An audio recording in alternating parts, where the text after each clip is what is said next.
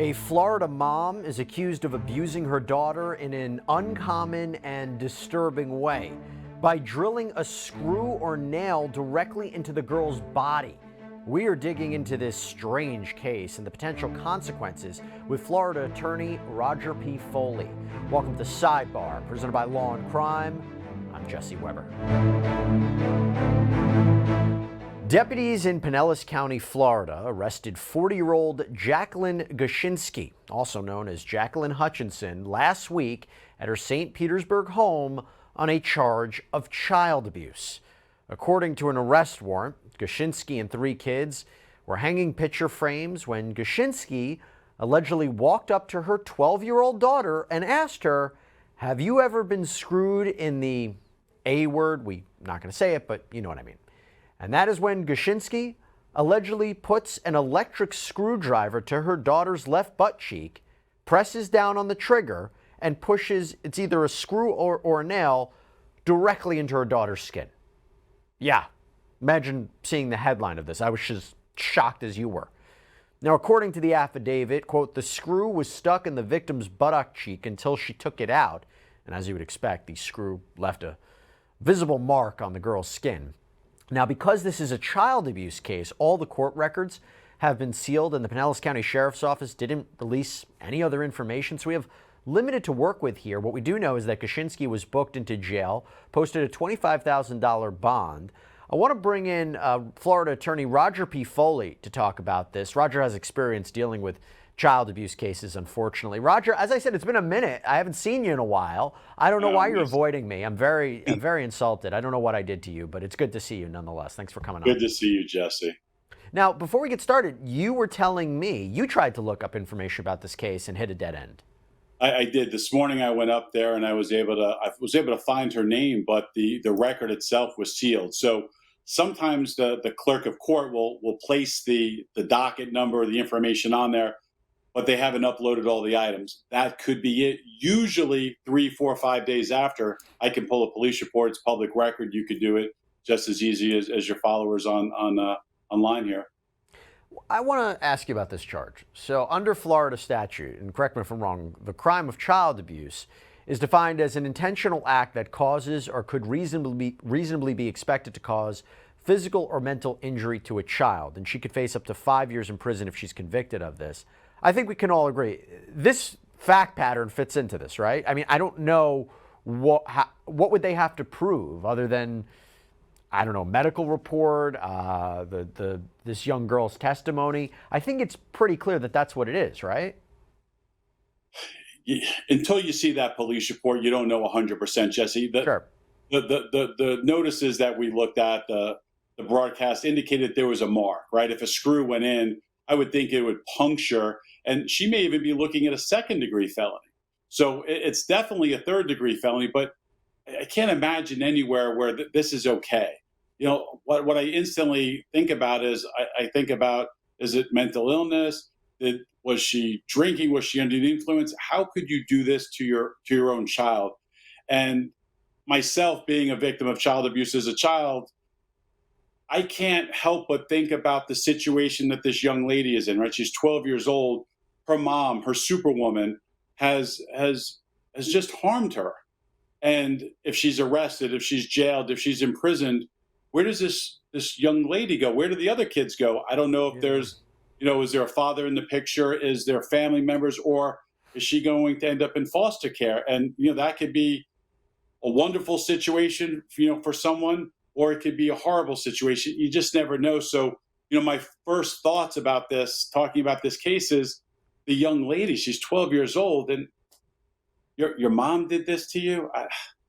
It's sad to me. Hey, everybody, I want to take a quick sidebar from Sidebar to tell you guys about Wondery's awesome podcast, American Scandal. You can listen right now and explore the biggest political corruption scheme in U.S. history. Using vivid and immersive storytelling, American Scandal retraces the bribes, players, and underhanded deals related to the Teapot Dome scandal. In 1922, newspapers reported that Secretary of the Interior Albert Fall had leased federally owned oil reserves to 2 of the nation's wealthiest oil barons, Edward Doheny and Harry Sinclair. Fall had made the deals to enrich himself, and all 3 men were charged with defrauding the U.S. government. The scandal, named after one of the oil reserves in Wyoming, would eventually send Sinclair to prison for contempt of Congress and jury tampering, and made Fall the first person ever convicted of a crime committed while serving in the U.S. cabinet. Follow American Scandal on the Wondery app or wherever you get your podcasts. You can binge this season, American Scandal Teapot Dome, early and ad-free right now at wondery.fm/LC Sidebar.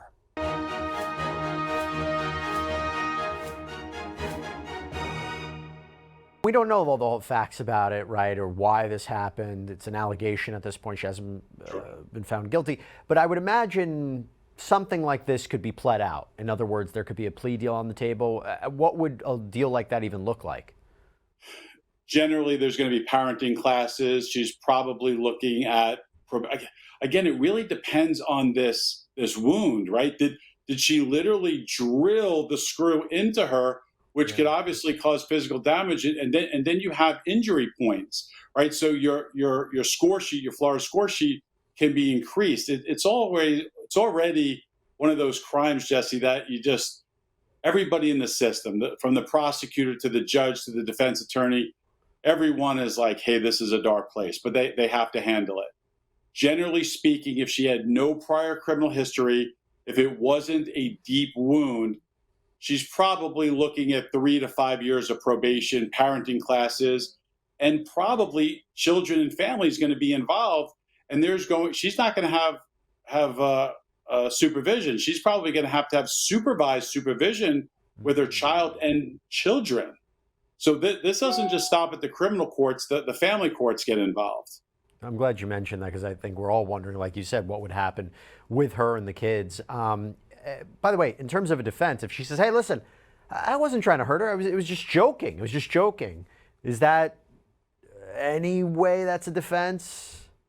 Well, it's not a defense in a trial. It is a part of humanizing your client, right? So anytime a defense attorney gets involved in a case, we contact case filing, case intake. And that's the person who looks at all the facts, the police reports, the video, the testimony from possibly the other kids or any other witnesses, the victim. And even though they're 12, it's video recorded.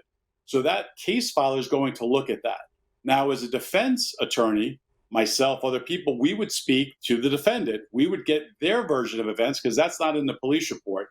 And then we would try to humanize. So if it was something joking and playing around and there's a mark, but it's not actually penetrating the skin, well, that could be a different story. And that's why everyone is innocent until proven guilty in this country. But you have to look at those things, and you have to go through that process. And do you think this could be upgraded, or another charge could be tacked on? Let me tell you why I say that. So I looked up aggravated child abuse. And aggravated child abuse occurs when a person, A, commits aggravated battery on a child, B, willfully tortures, maliciously punishes, or willfully and unlawfully cages a child, or C, knowingly or willfully abuses a child, and in so doing causes great bodily harm, permanent disability, or permanent disfigurement to the child. Now, some of that doesn't apply in this case, but some of it I feel does. Now, A, do you think that this would be aggravated child abuse, which my understanding is 30 years in prison could be the max? Or is this also a situation where even if it does fit, the prosecutors wouldn't want to go that far? But you tell me.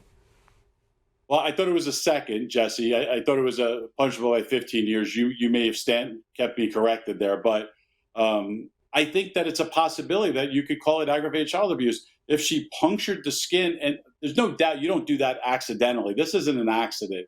This is an intentional act, whether done jokingly or I can't imagine any world where a mother, right?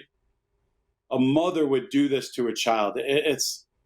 But I think that if that young lady went to the hospital, I don't know how that screws in there, but if she's got a permanent scar, right, that's disfigurement. Granted, it's on her rear end, but I think it could fit those elements. And I think that a defense counsel could be facing and having to fight from second degree. But would prosecutors want to do that here? Would they want to get that aggressive with it? It's a terrible act, and my gosh, it's harm to a child. But you even mentioned it before, what is in the best interest of the children here?